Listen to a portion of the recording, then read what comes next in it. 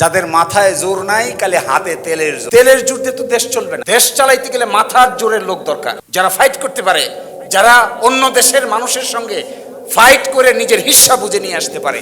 এরকম ক্যাপেবল মানুষ আর নেই। প্রচলিত রাজনৈতিক সিস্টেম এই কাজটা করে দেয় না। প্রচলিত রাজনৈতিক system is very zigzag, very zigzag. আমার দল, তোমার দল, আমি খুঁজে আমার দল, আরেকজনে খুঁজে তার দল, আরেকজনে খুঁজে তৃতীয় দল। এই দলাদলির মাঝামাঝিতে পড়ে আমাদের দেশের ব্রিলিয়ান্ট মাইন্ড অনেক সময় অভিমানে চুপচাপ করে বসে থাকে।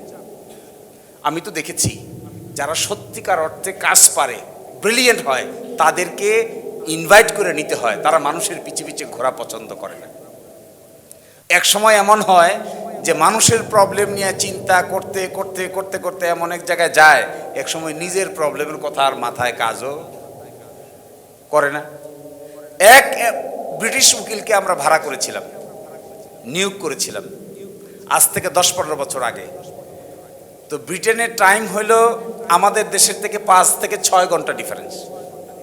তো আমাদের দেশে যখন সকাল 10টা, তখন ব্রিটেনের টাইম হলো পিছন দিকে 5 ঘন্টা পিছনে, তার মানে ভোর 5টা। আমরা এখানে মামলা করতে যেতাম, প্রস্তুতি নিতাম সকাল 10টায়, উনি ওখান থেকে জয়েন করতো ভোর 5টায় ভিডিও কনফারেন্সে।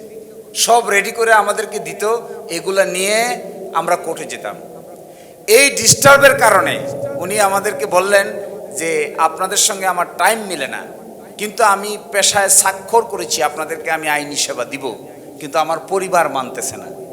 এই কথা বলে অবশেষে উনি একদিন আমাদেরকে বললেন যে আপনাদের মামলা করতে গিয়ে আমার ডিভোর্স হয়ে গেছে। কারণ এই ভোর 5টার সময় ওটা আমার ওয়াইফ নেভার অ্যালাউজ ইট, কিন্তু আমি তো স্বাক্ষর করেছি। এরকম কত যে না বলা কথা আছে আইনজীবীর জীবনে। মাঝে মাঝে আমাদেরকে বলে শঙ্করের একটা বই আছে, শঙ্কর কত অজানারে, সেখানে আইনজীবীর জীবন সম্পর্কে কথা আছে। আমরা এক লোকরে গল্পটা বলি শেষ করে দিচ্ছি। এক লোকে জিজ্ঞাসা করছে আপনার ছেলে কত বড় হয়েছে? কয় এত বড়। কয় এটা কি কথা? এটা না এত বড় হবে, এটা তো এইভাবে বড় হয় না মানুষ, তো এটা এইভাবে বড় হয়ে গেল যে। কয় ভাই কি করব, সকালবেলা যখন কোর্টে যাই তখনও বাচ্চা ঘুমায়, রাইতের বেলা যখন বাড়ি ফিরি তখনও বাচ্চা, তো দেখা হয় খালি এইভাবে। এইভাবে তো আর দেখা হয় না। তো এই জন্য বলছে বাচ্চা কত বড় হয়েছে? কয়টা এইভাবে হয়েছে, এত বড় হয়েছে। এক সাংঘাতিক পেইনফুল লাইফ। এটা যারা বেছে নেয় তাদের জীবনটা এরকম, যারা বেছে নিতে পারবে না তাদের জীবন এরকম হবে না। আমি আর একটা কথা বলে শেষ করে দেই। আমাদের দরকার, দেশ গড়তে গেলে দরকার brilliant students. If we want to change the country, we need changed brilliant minds. Irrespective, ke woman, ke man, not necessary. Only thing is necessary to find out talented people who can run the country. This is the only requirement.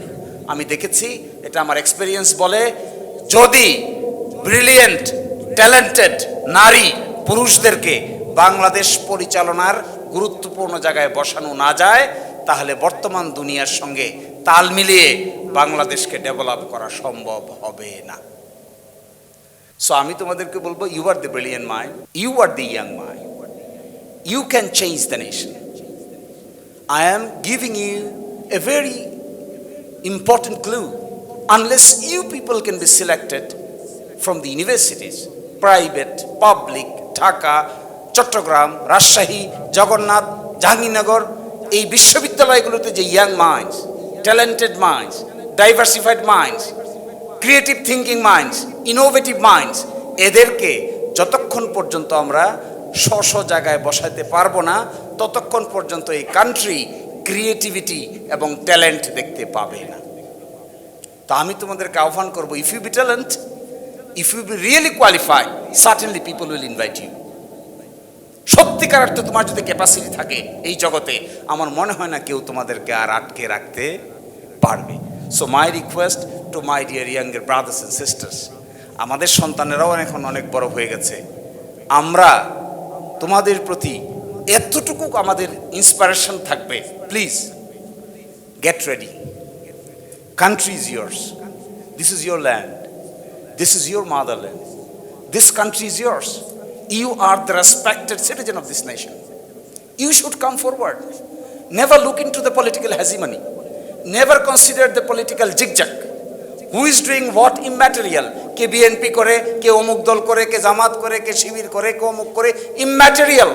What is material? We need talented people to be placed in a respective qualified position. যদি এই quality people যদি respective জায়গায় পৌঁছতে না পারে, তাহলে শুধুমাত্র আমরা একজন আরেকজনকে গালাগালাজ করব, আরেকজন আরেকজনকে দোষ দিব, শেষ পর্যন্ত আমরা যেখানে আছি সেখানেই থেকে যাব। It's not. My request to my younger brothers and sisters, let us be united. Let us think for a progressive nation, far and further. Think this Bangladesh will be a very safer Bangladesh for the future generation. This Bangladesh will be a place where all over the country people will come to see how Bangladesh is developing, how Bangladesh is progressing in terms of legal arena, in terms of human rights protection, in terms of business, in terms of creative minds, in terms of civil bureaucracy, military bureaucracy, and other university study material. আমি খুব কষ্ট পাই যখন দেখি বিশ্ববিদ্যালয়গুলোতে ছাত্রছাত্রীরা রাজনৈতিক কারণে divide হয়ে যায়। নো, একটা কাজ করো দয়া করে, এটা রিকোয়েস্ট করে চলে যাই, একটা কাজ দয়া করে এটা করো। কে কি রাজনীতি করে করো, কে কোন ছাত্র সংগঠন করে করো, কে কোন ছাত্র সংগঠনের লোক সে তার কথা বলতে থাকে থাকুক, তোমরা একটা জিনিস নিবা, তোমরা একটা স্ট্যান্ড নিবা, সেটা হলো দলের যাই হোক, সরকার যেই হোক, বিরোধী যেই হোক, যে সত্য ন্যায়ের পথে থাকবে তোমরা তাদেরকেই সমর্থন দেবে। No matter. আজকালকার দিনে গ্যালভানাইজড ওয়েতে জোর করে কিছু করা যায় না। Freedom is yours, freedom is mine. Shibir যদি খারাপ কাজ করে ক্রিটিসাইজ দেন, অ্যাভয়েড দেন। আমি তো এদের সামনেই বলে যাচ্ছি তোমাদের, just avoid then, give them a lesson that you are doing bad thing, we will not support you. চোখের সামনে মুখে মুখে দাঁড়ায় বলবা, that will give them a lesson not to be engaged with bad thing. No matter কে কোন ছাত্র সংগঠনের লোক, তার সামনে দাঁড়িয়ে একেবারে কনফিডেন্সের সহিত, কে নারী কে পুরুষ ম্যাটেরিয়াল, বলবা আপনারা এই কাজ করেছেন, এই কাজ করছেন, this is not student like activities, we will not support you. If you can do that, যে যে দলেই করুক না কেন সোজা হয়ে চলতে বাধ্য থাকিবে। উকিলরা নিজেই দায়ী। এখন এই বদনাম কাটানোটা তো সহজ হবে না, ভালো উকিল হইতে গেলে অনেক লেখাপড়া করতে হবে। ওকালতি পেশা গুড, কিন্তু subject to you must study more and more. Without extensive study nobody can be a good lawyer. To become a lawyer is a passion. একজন শিল্পী যেমন একটা ছবি আঁকতে শিল্পের চর্চা করে, একজন ডাক্তার যেমন একটা অপারেশন করতে সূক্ষ্মাত সূক্ষ্ম বিষয় বিশ্লেষণ করে, একজন আইনজীবীও কঠিন আইনি প্রবলেমের সলিউশন করতে গেলে he must have A passion, love, affection to the profession. Love affection ছাড়া হওয়া যায় না, শুধু বই পড়লে ভালো উকিল হওয়া যায় না। You must have a presentation capacity, how you argue, how you argue your case and how you respond your case, how you strategize.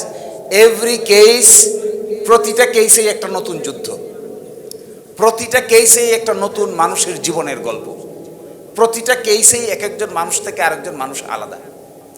দুইটা ঘটনা কোনোদিন মিলে না। এই 20 বছরে আমি মনে হয় 1020 মামলা করেছি, কিন্তু একটার সঙ্গে আরেকটা মিলে না, কখনো মিলে না। কারণ মানুষ তো এটা, মানুষ তো আর ছকে বাঁধা না। মানুষের life different, fact different, experience different, চিন্তা ডিফারেন্ট, কর্ম ডিফারেন্ট, দেখতে different, attitude different, emotion different, একজন থেকে আরেকজন ডিফারেন্ট। এই জন্য এই আইন পেশাটা সঠিকভাবে যদি করা যায় তাহলে it will be a respected profession. আর যদি সঠিকভাবে করা না যায়, 2 নম্বরের আশ্রয় নিতে হয়, ইট will B much more disgraceful profession. তো আমি তোমাদেরকে আহ্বান জানাবো, যাদের এই আইন পেশার প্রতি আগ্রহ আছে, প্রাথমিক জীবনে কোনো টাকা পাওয়া যাবে না। এই প্রাথমিক জীবনে টাকা পাওয়া যাবে না যে তখনই প্রমাণিত হবে এই লোকটা আইনজীবী হতে পারবে কি পারবে না। 2 বছর কষ্ট করে যদি ফালাইয়ে রেখে চলে যায় তাহলে এখানেই কেল্লা ফতে। আর কষ্ট করে 5 বছর পরিশ্রম করতে পারলে এমন সময় আসবে টাকা গুনে কুলাইতে পারবে না। ওই সময়টা পর্যন্ত যেতে হবে। ওই সময়টা সকলের ধৈর্য ধরে না, সকলেই কষ্ট করতে পারে না। এমন এই পেশা, যারা কমপ্লেক্স আইনি প্রবলেম সলভ করতে পারে তাদের কাছে মানুষ লাইন ধরে দাঁড়ায় থাকে। আর কমপ্লেক্স আইনি প্রবলেম যদি সলভ করতে না পারেন, শুধুমাত্র পোশাক আশাক পরে আমরা আইনজীবী নিজেদেরকে দাবি করি, তাহলে মানুষ তোমার কাছে তার সমস্যা নিয়ে আসবে না। যেমন ধরো ফর এক্সাম্পল, একটা মামলা গতকালকে আসলো, এটা খুব ইন্টারেস্টিং, করবো ইনশাল্লাহ এই কেস। বিদেশে 7 জন বাংলাদেশির মৃত্যুদণ্ড হয়েছে। এই মৃত্যুদণ্ডের আসামিদেরকে বিদেশ থেকে বাংলাদেশে পাঠানো হয়েছে। বাংলাদেশের মৃত্যুর ছেলে তারা আছে। প্রশ্ন উঠেছে, যে দেশের আইনে বিচার হয়েছে মৃত্যুদণ্ড, বাংলাদেশের আইনে তাদের কি বিচার হবে নতুন করে, নাকি ওই মৃত্যুদণ্ড শুধু কার্যকর হবে?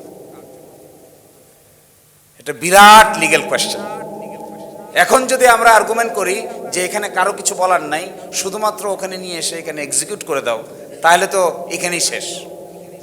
আর যদি বলা হয় যে না, বাংলাদেশি নাগরিক ওখানে মৃত্যুদণ্ড করেছে, কোন ল অ্যাপ্লিকেবল হবে তার জন্য, কোন law will get priority over other law, there is a huge legal discussion, huge legal discussion.